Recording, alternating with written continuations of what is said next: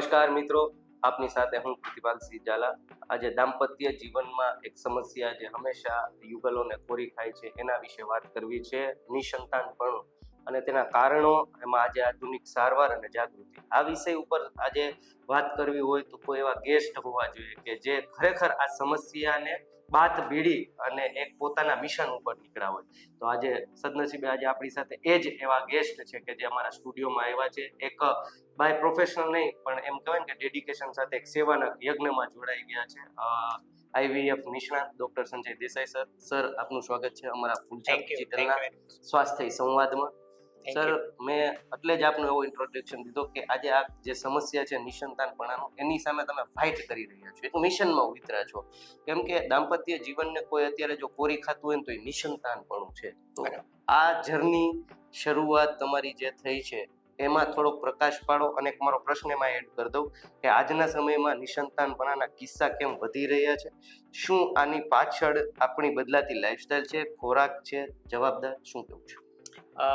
Infertility, વંધ્યત્વ એ સ્વાસ્થ્ય related તો ન કહી શકાય, પણ ઇનફર્ટિલિટી, વંધ્યત્વને લઈને જે માનસિક બીમારીઓ કપલમાં હોય છે એ અસહ્ય હોય છે. એને આપણે એટલું બધું મોટું સ્વરૂપ ઘણીવાર લેતું હોય છે કે ઘણા ફેમિલી ઇનફર્ટિલિટીને લઈને નિરાશામાં, હતાશામાં અને ખૂબ જ દુઃખમાં ગરકાવ થઈ જતા હોય છે. આપણે વર્ષો પહેલા કહેતા ને, શેર માટેની ખોટ હતી, બાકી કાંઈ દુઃખ નહોતું. તો એ આ શેર માટેની ખોટ. અને આજે ખૂબ ખેદ સાથે કહેવું પડે કે દર 7 કપલે એક કપલ એવું છે કે જેમને ઇનફર્ટિલિટીનો પ્રોબ્લેમ છે, વંધ્યત્વનો પ્રોબ્લેમ છે, અને એમને કોઈને કોઈ નિષ્ણાત પાસે જવું પડે છે. એટલે રેશિયો ખૂબ જ વધી રહ્યો છે. અને રેશિયો વધવા પાછળનું સાવ કોમન પરિબળ જો કહું તો સ્ટ્રેસ અને આપણી લાઈફસ્ટાઈલ છે. આપણા લાઈફસ્ટાઈલના ચેન્જીસ ઘણા બધા થયા છે. આપણું સ્ટ્રેસ ઘણું બધું વધ્યું છે. મોડા લગ્ન એ પણ બીજું એટલું જ મોટું કારણ છે. અને સાથે સાથે આપણા ફૂડ હેબિટ, આપણા દૂષણો, તમાકુનું દૂષણ આપણા દેશમાં ઘણું બધું વધી રહ્યું છે. આપણા સ્ટેટમાં તો ખૂબ જ વધારે છે. તો આ બધા દૂષણોને લઈને ઇનફર્ટિલિટીના કેસીસ વધી રહ્યા છે. અને એને લઈને તમે અત્યારે મને મળતા પહેલા પૂછતા હતા કે કેમ આટલી બધી આઈવીએફ હોસ્પિટલો છે?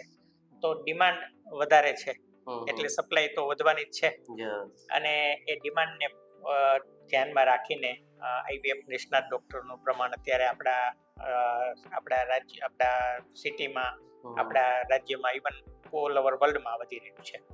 સર, જર્નીની શરૂઆત આમ જોઈએ તો ક્યારથી થઈ છે આપની એઝ આઈવીએફ સ્પેશિયાલિસ્ટ તરીકેની? અને આ જર્નીની અંદર અત્યાર સુધીમાં કેટલા પારણાઓ તમે દાંપત્ય જીવનમાં આપ્યા છે?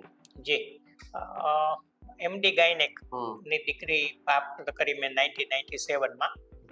પછી 97 થી 2015 સુધી હું ગાયનેક પ્રેક્ટિસ કરતો હતો અને ખૂબ જ સારી ગાયનેક પ્રેક્ટિસ કર્યા પછી 2015 થી 2026 એટલે 11 વર્ષ પૂરા થયા. 12મું વર્ષ અત્યારે ચાલી રહ્યું છે. હું એક્સક્લુઝિવ આઈવીએફ પ્રેક્ટિસ કરું છું. મારું સંપૂર્ણ ધ્યાન મેં ઇનફર્ટિલિટી ઉપર કેન્દ્રિત કરેલું છે. અને ખૂબ મને ગર્વ છે કે 5000 થી વધારે યુગલો એવા છે કે જેમને 11 વર્ષના સમયમાં અમે સંતાનરૂપી પરિણામ આપી શક્યા છીએ. ખૂબ મોટો આંકડો છે સર. અને ખાસ તો લગ્ન કેટલા સમય પછી જો સંતાન ન થાય તો દંપતીએ ગાયનેકોલોજિસ્ટ કે ઇનફર્ટિલિટી સ્પેશિયાલિસ્ટનો સંપર્ક કરવો જોઈએ? જી, આ બે બેઝિક વાત છે કે જે આપણા દર્શકોને ખૂબ જ ઉપયોગી થશે. કે શારીરિક સમાગમમાં 1 વર્ષ કપલ સાથે હોય, કોઈ પ્રકારના કુટુંબ નિયોજનના સાધનોના ઉપયોગ કર્યા વગર, અને છતાં જો એમને પ્રેગ્નન્સી ના રહી હોય તો આવા કપલે શારીરિક તપાસ કરાવવી જોઈએ કે એમને પોતાને કઈ વંધ્યત્વ રિલેટેડ પ્રોબ્લેમ છે કે નહીં. ઘણીવાર સમજણનો અભાવ હોય એને કારણે પણ વંધ્યત્વ હોય કે કયા દિવસોમાં બાળક રહી શકે. તો આ સમજણ હોવી એ ખૂબ જ જરૂરી છે. તો 1 વર્ષ જ્યારે સાથે રહેવા છતાં પ્રેગ્નન્સી ના રહે ત્યારે ડોક્ટરને મળવું, ડોક્ટરના નિદાન અનુસાર જે કંઈ સમજણ હોય એ આપણે સમજણ કેળવવી, અને પછી જો બીજા 6-12 મહિના જતા રહે તો એમણે વધારે ડિટેલ તપાસ કરવી જોઈએ. શારીરિક અવયવોની, મેલ ફેક્ટર એટલે કે સેમેન રિપોર્ટની, આ બધી તપાસ કરી અને નિદાન થઈ શકે છે. સર ટેકનિકલ પ્રશ્ન ઉપર થોડુંક આવીએ તો આઈવીએફ એટલે શું? સામાન્ય રીતે લોકોમાં એવી માન્યતા હોય છે કે આ ખૂબ જ જટિલ પ્રક્રિયા છે, તો આ વિશેની સાચી સમજણ શું છે? જી, આઈવીએફ એટલે ઇન વિટ્રો ફર્ટિલાઇઝેશન, એમનું Yes. પૂરું નામ આ છે. Yes. અને ગર્ભ બનવાની પ્રક્રિયા, સ્ત્રી બીજ અને પુરુષ બીજ બંને જોડાય એટલે એમાંથી ગર્ભ બને. આ ગર્ભ બનવાની પ્રક્રિયા કુદરતી રીતે બહેનોના શરીરમાં થતી હોય, શારીરિક સમાગમના માધ્યમથી. જ્યારે આ કુદરતી પ્રક્રિયા શક્ય ન બને, પ્રાથમિક દવાઓથી કે પ્રાથમિક સંભાળ લેવા છતાં પણ જ્યારે શક્ય ન બને અને સમય જતો રહેતો હોય, ત્યારે બહેનોના અંડાશયમાંથી સ્ત્રી બીજ બહાર લેવા, પુરુષના વીર્યમાંથી શુક્રાણુ લેવા અને આ બંને ભેગા લેબોરેટરીમાં કરવા અને એમાંથી ગર્ભ બનાવવો. એટલે આઉટસાઇડ હ્યુમન બોડી ગર્ભ બનાવવાની પ્રક્રિયા, ઇન વિટ્રો એટલે આઉટસાઇડ. તો આ શરીરની બહાર ગર્ભ બનાવવાની પ્રક્રિયા એને કહેવાય આઈવીએફ.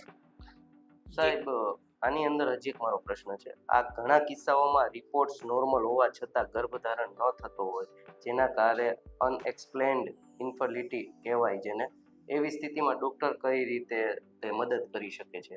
જી, આઈવીએફ ની જે પ્રોસેસ છે એ અનએક્સપ્લેન ઇન્ફર્ટિલિટીમાં કારણ જાણવા માટેની પણ પ્રોસેસ કહી શકાય. સમજાય?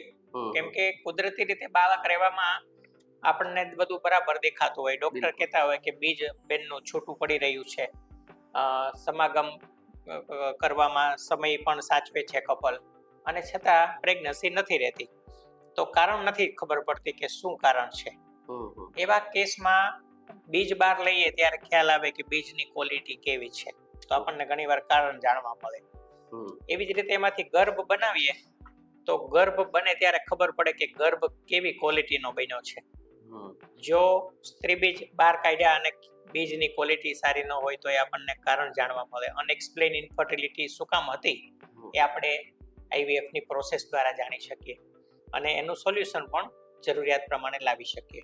ગર્ભ સરસ બને તો યોગ્ય સમયે ગર્ભાશયમાં મૂકવા માટેનું આપણને માધ્યમ પણ મળે. એટલે આઈવીએફ છે એ માત્ર પ્રેગ્નન્સી એચીવ કરવા માટેની સારવાર તો છે જ, પણ સાથે સાથે અનએક્સપ્લેન ઇન્ફર્ટિલિટી વાળા કેસીસમાં આપણને કારણ પણ ખ્યાલ આવશે અને એનું સોલ્યુશન પણ આપણે લઈ શકશું.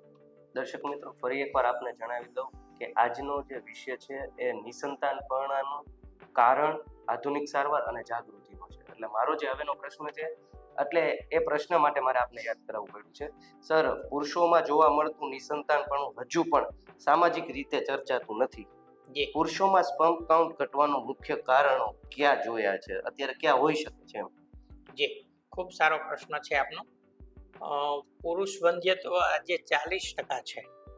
એટલે કે બાળક ન થવા પાછળ પુરુષોની જવાબદારી હોય એવા 40% દર્દીઓ છે. 40% સ્ત્રી વંધ્યત્વ હોય છે અને 20% અનએક્સપ્લેન હોય છે કે જેમાં કારણ ખ્યાલ આવતો નથી. તો પુરુષ અને સ્ત્રી બંનેની વંધ્યત્વની ટકાવારી સરખી છે. અને આ આપણા સોસાયટીમાં તમે કહો છો એમ હજુ એટલું બધું લોકો માનવા તૈયાર નથી કે પુરુષ વંધ્યત્વ હોઈ શકે.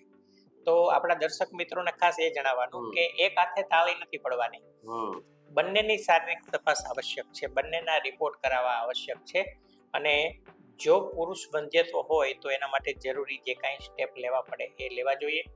પુરુષ વંધ્યત્વના મુખ્ય કારણો આપણા રાજ્યમાં એ તમાકુ સેવન છે. સૌથી મુખ્ય કારણ છે એ ટોબેકો ચ્યુઇંગ છે. નિકોટિન જે તમાકુમાં છે, નિકોટિન શુક્રાણુના પ્રોડક્શનને ખૂબ જ નુકસાન કરે છે, શુક્રાણુની ક્વોલિટીને પણ ખૂબ જ નુકસાન કરે છે. એની સાથે સાથે કીમોથેરાપી, રેડિયોથેરાપી, આ બધા જે આપણે અત્યારે કેન્સર ખૂબ વધી રહ્યું છે આપણે જાણી રહ્યા છીએ, તો આવા રોગો થકી જે સારવાર કરવી પડે છે, સારવારમાં પણ શુક્રાણુના પ્રોડક્શનને હાર્મ થતું હોય છે, નુકસાન થતું હોય છે. આજના અમારા સંવાદ વચ્ચે મારે એક અપીલ કરવી છે ફૂલછાપ ડિજિટલ વતી અને ડૉક્ટર સંજય દેસાઈ વતી. સે નો ટુ તમાકુ. આજે આપણે સંકલ્પ કરવો છે કે જે કોઈ પણ અમારો આ પોડકાસ્ટ જોઈ રહ્યા છે, સંવાદ જોઈ રહ્યા છે, એ જરૂરથી આપના આસપાસ જો કોઈ પણ એવા વ્યક્તિ જે આનાથી પીડાતા હોય ને જો એને ક્યાંક આ વ્યસન નડતું હોય તો પ્લીઝ આપ એને કહો સે નો ટુ તમાકુ, સે નો ટુ ડ્રગ્સની જેમ જ આ અભિયાન ચલાવે. અને ખાસ કે જે લોકો આ બેંધિત્વ જેવી પીડાથી સમસ્યાથી જે વ્યસનના કારણે પીડાય છે તો એ વ્યસન મૂકી દે, બરોબર ને સર? ચોક્કસ. સર હવે નેક્સ્ટ એક આપણો પ્રશ્ન છે કે ગેરમાન્યતાઓ ઉપર હવે જવું છે કે ગેરમાન્યતાઓ અને સાચી વાત શું હોય. તો આઈવીએફ થી જન્મેલા બાળકો શું સામાન્ય બાળકો જેવા તંદુરસ્ત હોય છે? સમાજમાં પ્રવૃત્તિ આ અંગેની શંકાઓ દૂર કરવા તમે શું કરશો? જી, ઘણા લોકોનું એવું માનવું હોય છે કે આઈવીએફ થી બાળક છે માનસિક રીતે વિકલાંગ હોઈ શકે અથવા તો વીક હોઈ શકે શારીરિક રીતે, પણ એ તદ્દન ખોટી માન્યતા છે. અને આઈવીએફ એ એક ગર્ભ બનાવવાની પ્રોસેસને સપોર્ટ આપવાની એક ટેકનોલોજી છે. નેચરલ જે થાય છે એ જ પ્રોસેસને આપણે આર્ટિફિશિયલી કરીએ છીએ. એટલે ગર્ભ જે બને છે એ ગર્ભ એટલો જ તંદુરસ્ત, કદાચ એનાથી પણ વધારે તંદુરસ્ત બનવાની શક્યતા હોય છે. એટલે બાળકો સંપૂર્ણ તંદુરસ્ત હોય છે. અને 11 વર્ષના બાળકો અમારા આઈવીએફ સેન્ટરમાં થયેલા આવે છે, ખૂબ જ હોશિયાર હોય છે અને ખૂબ સારી રીતે એ લોકોનું ડેવલપમેન્ટ અમે જોઈ રહ્યા છીએ. સર, વધતી ઉંમર ખાસ કરીને 30 થી 35ની એજ હોય ત્યારે સ્ત્રીઓની ફર્ટાલિટી પર કેવી અસર કરે છે? શું મોડેથી ફેમિલી પ્લાનિંગ કરનારાઓ માટે એગ ફ્રીઝિંગ જેવી ટેકનોલોજી વરદાનરૂપ છે? ખૂબ સરસ મુદ્દાઓ તમે લઈ આવ્યા છો.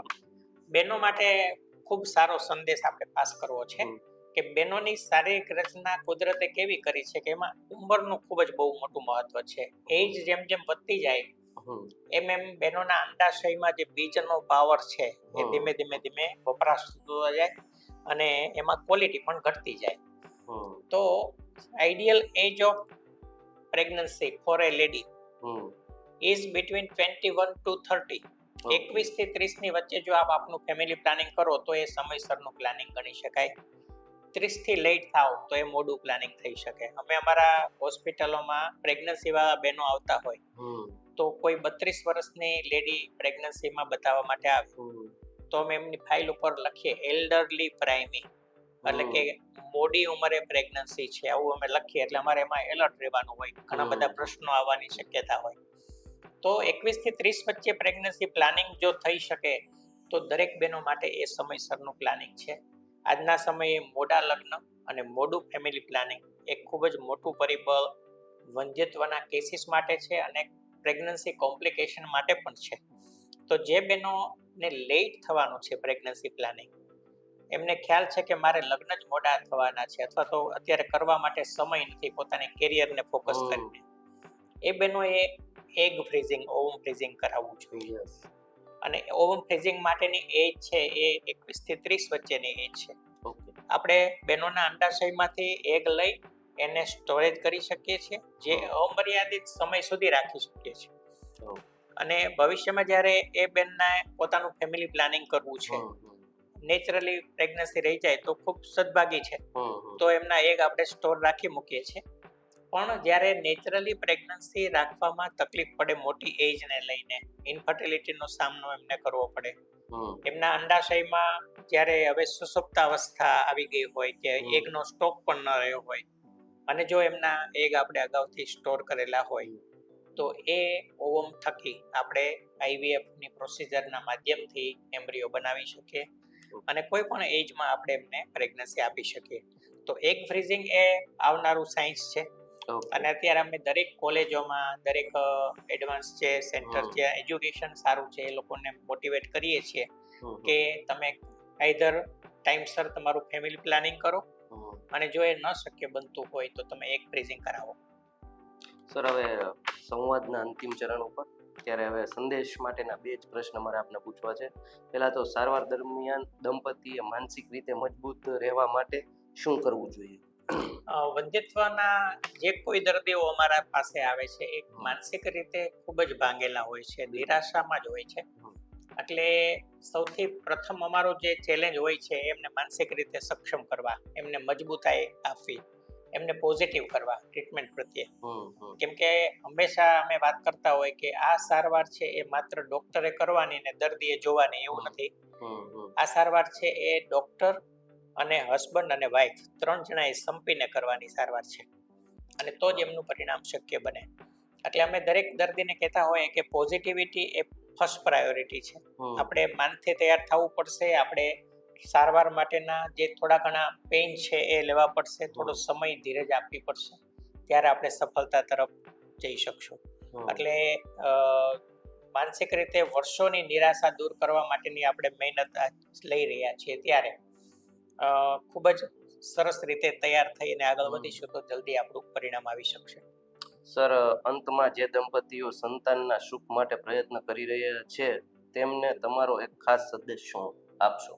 જી, વંધ્યત્વ એ કોઈ બીમારી નથી, એ શારીરિક સમજણનો વિષય છે. સમયસર ફેમિલી પ્લાનિંગ કરીએ, જરૂરિયાત હોય તો એક ફ્રીઝિંગ કરીએ. વંધ્યત્વ કઈ રીતે થઈ શકે અથવા તો બાળક રાખવા માટેની શારીરિક જે રચના છે એ શું છે એને સારી રીતે સમજીએ. જરૂરિયાત પ્રમાણે કન્સલ્ટિંગ ડૉક્ટરોનું કરીએ, એમાં કોઈ ક્ષોભ ન અનુભવીએ, કેમ કે વંધ્યત્વ એ કોઈ બીમારી નથી. ફરીવાર કહું છું, તો સમયસર જો આપણે ડૉક્ટર પાસે જશું તો આપણને કોઈ શારીરિક ક્ષતિ હશે તેનું વહેલું સોલ્યુશન આવી શકશે. IVF એમાં આપણું જ બાળક હોય છે, એમાં કોઈ ગેરસમજણ હોય તો આપણે ડૉક્ટર સાથે ચર્ચા કરીને ગેરસમજણને દૂર કરીએ. અને આટલી બધી સરસ ટેકનોલોજી ડેવલપ થઈ રહી છે, તો હું એવું ઈચ્છું છું કે કોઈ કપલ બાળક વિહોણું હોવું જોઈએ નહીં. અને વંધ્યત્વ જે અત્યારે ઓલમોસ્ટ 15% જેટલું આપણા સમાજમાં દેખાઈ રહ્યું છે.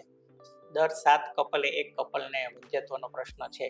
એ પ્રશ્નમાં આપણે 100% એમને નિરાકરણ કરી શકીએ એવો આપણે પ્રયત્ન કરીએ. આજના સ્વાસ્થ્ય સંવાદના વિષયમાં આશા કરું છું કે ડૉક્ટર સંજય દેસાઈએ આપને જે માહિતી પૂરી પાડી છે, ક્યાંક આજે અમારો એક પ્રયાસ રહ્યો છે જાગૃતિનો, એમાં અમે મહદઅંશે પણ સફળ થઈએ. પરંતુ જે આ સમસ્યા છે, આ સમસ્યા માટે જાગૃતિ જરૂરી છે. ત્યારે ફરી આવા જ એક વિષય સાથે મળીશું. ત્યાં સુધી મને આપો રજા. જોતા રહો ફૂલછાપ ડિજિટલનો સ્વાસ્થ્ય સંવાદ.